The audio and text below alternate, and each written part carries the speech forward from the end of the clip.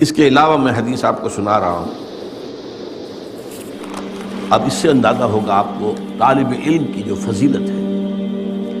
یہ سنن دارمی میں ہے، طبرانی میں ہے، خطیب میں ہے. حضرت حسن سے مرسلن روایت ہے، یعنی حضرت حسن بصری جو تابعی ہے وہ روایت کر رہے ہیں حضور سے براہ راست. ظاہر بات ہے بیچ میں کوئی صحابی ہوں گے جن سے انہوں نے سنا ہے، لیکن یہ کہ وہ صحابی کا ذکر کیے بغیر جب کوئی تابعی جو ہے حضور سے روایت کرتا ہے تو اسے مرسل حدیث کہتے ہیں. بڑی پیاری حدیث ہے. من جاءہ الموت، کان کھول کر سنیں، کان کھول کر سنیں. من جاءہ الموت وہو یطلب العلم، ایک شخص کو موت آ گئی جبکہ وہ ابھی علم حاصل کر رہا تھا. لیحیی بہ الاسلام، لیکن علم کے حصول کا مقصد اسلام کو زندہ کرنا تھا. بہت اہم. علم جو ہے دنیا کے حصول کے لیے بھی ہو سکتا ہے. علم را برتن زنی مارے بہت، علم را بر قلب دل زنی یارے بہت. یہی علم ہے. تن پر مارو گے اسے، یعنی تن کے لیے، اپنی جسمانی خواہشات کے لیے، اپنی مادی خواہشات کے لیے، مال و دولت دنیاوی کے لیے، تو یہ سانپ بن کر ڈسے گا تمہیں. ہاں اسی علم کا محل اور مقام اگر قلب ہو جائے تو یہ تمہارا یار ہے، ساتھی ہے، دوست ہے. قبر میں بھی ہوگا، ساتھ ہوگا، ہر منزل کو تمہارا ساتھ ہے. فرمایا من جاءہ الموت وہو یطلب العلم لیحیی بہ الاسلام، مقصد ہو اسلام کو زندہ کرنا. آج کے اعتبار سے غور کیجئے، اسلام اگرچہ مرنے والی شے نہیں ہے، لیکن آج مسلمان کی نسبت اسلام سے بڑھ چکی ہے، ختم ہو چکی. نام کے مسلمان ہیں، 1.5 ارب مسلمان ہیں. وہ اسلام کہاں ہے؟ اسلام تو کہیں نہیں. وہ نظام کہاں ہے؟ نظام کہیں نہیں ہے. وہ عزت کہاں ہے جس کا کہ اللہ نے وعدہ کیا تھا وَلَا تَهِنُوا وَلَا تَحْزَنُوا وَأَنْتُمُ الْأَعْلَوْنَ إِن كُنتُم مُؤْمِنِينَ. بالکل رنج اور غم کو اپنے پاس نہ آنے دو. ہمارا وعدہ ہے تم ہی سب سے اونچے رہو گے، سربلند رہو گے اگر تم مومن ہو. کہاں ہے ایمان؟ ہم تو ذلیل ہیں، خار ہیں، رسوا ہیں. لیحیی بہ الاسلام فبینہ وبین النبیین درجۃ واحدۃ فی الجنہ. اب وہ شخص ہے جو دین کا علم حاصل کر رہا ہے. پھر نوٹ کیجئے، اسلام کو زندہ کرنے کے لیے، اسلام کو ایک نظام حیات کی حیثیت سے دنیا میں دوبارہ تازہ کرنے، قائم کرنے کے لیے، اور اسے موت آ گئی. فرمایا تو اس کے اور نبیوں کے درمیان صرف ایک درجے کا فرق رہ جائے گا جنت میں. نبیوں کے، صدیقین نہیں، شہداء نہیں، ان سے اوپر. فبینہ وبین النبیین درجۃ واحدۃ فی الجنہ، تو اس کے اور نبیوں کے درمیان جنت میں صرف ایک درجے کا فرق. اس کو نوٹ کیجئے، یاد کیجئے، حرز جان بنائیے. ہماری ویلیوز بدل جانی چاہیے، ہماری اقدار بدل جانی چاہیے، ہمارے مقاصد بدل جانے چاہیے. اب چونکہ یہ حدیث آ گئی ہے تو اس کا کنورس جو ہے وہ بھی آپ کو سنا دیتا ہوں. یہ جامع ترمذی میں حضرت کعب بن مالک سے رضی اللہ تعالی عنہ. من طلب العلم لیجاری بہ العلماء ولیماری بہ السفہاء اور یصرف بہ وجوہ الناس الیہ ادخلہ اللہ نار. جس شخص نے علم حاصل کیا، 3 باتیں نوٹ کیجیے، تاکہ علماء کی نشستوں میں بیٹھ سکے، گفتگو کر سکے علماء کی طرح، معلوم ہو کہ یہ بھی صاحب علم ہے.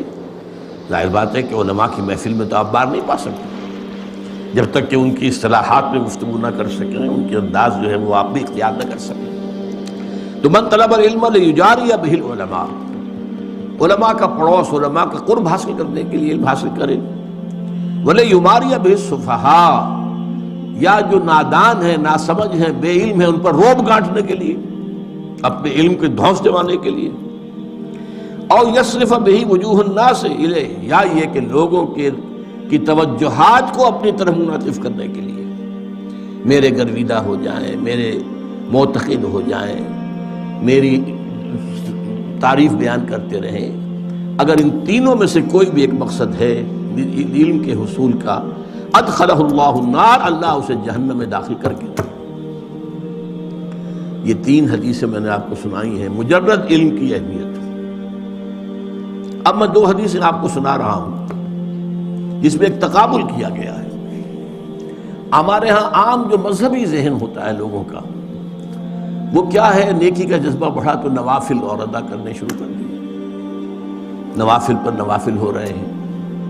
اب جیسے کہ معلوم ہوتا ہے جب عمرے پر ہم جائیں تو عمروں کا جو ہے ہوکا پڑا ہوا ہے لوگوں کو، ایک عمرہ ہو گیا پھر جا رہے ہیں بھاگے ہوئے، تنعیم جا رہے ہیں پھر احرام باندھا ہے پھر عمرہ ہو رہا ہے، حالانکہ قطعاً ثابت نہیں، سوائے حضرت عائشہ رضی اللہ تعالی عنہا ام المومنین کہ وہ اپنے ایک نسوانی عذر کی وجہ سے بعض ارکان ادا نہیں کر سکی تھی، تو ان کے لیے حضور نے پھر بھیج دیا جاؤ تنعیم سے، وہاں چونکہ جب فارغ ہو گئی وہ اپنی اس نسوانی جو بھی کیفیت تھی اس سے، تو پھر انہوں نے عمرہ کیا، ورنہ حضور نے حج کے بعد کوئی عمرہ نہیں کیا۔ بلکہ میں تو حیران ہوتا ہوں کہ حضور نے فتح مکہ کے بعد شاید ہی کوئی عمرہ کیا، حالانکہ اب تو آپ بادشاہ تھے۔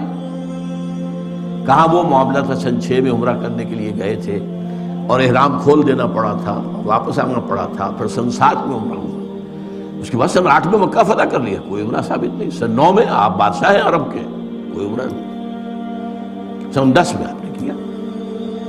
اس اعتبار سے ہماری ویلیوز بدل گئی ہیں، نیکی کا جذبہ پیدا ہوا بس یہ کر لو، بچوں کو نازلہ قرآن پڑھانے کے لیے کوئی مدرسہ کھول دو، قاری صاحب کو لا کے بٹھا دو پڑھائیں، نیکی کا جذبہ ہے، نیکی کا کام ہے۔ تو عبادات کا خاص طور پر جو ہے عبادات کے اندر اضافہ اضافہ اضافہ، یہ ہے ہمارا عام تصور نیکی۔ اس کے برعکس حدیث کیا فرما رہی ہے؟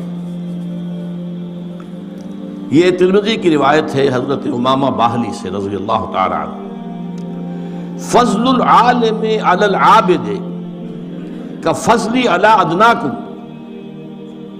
ایک صاحب علم انسان کی فضیلت کسی عبادت گزار پر اتنی ہی ہے جتنی میری فضیلت ہے تم میں سے کسی کم انسان ہے۔ ادناکم صحابہ میں سب سے کم، اور حضور صلی اللہ علیہ وسلم کیا نسبت ہوگی؟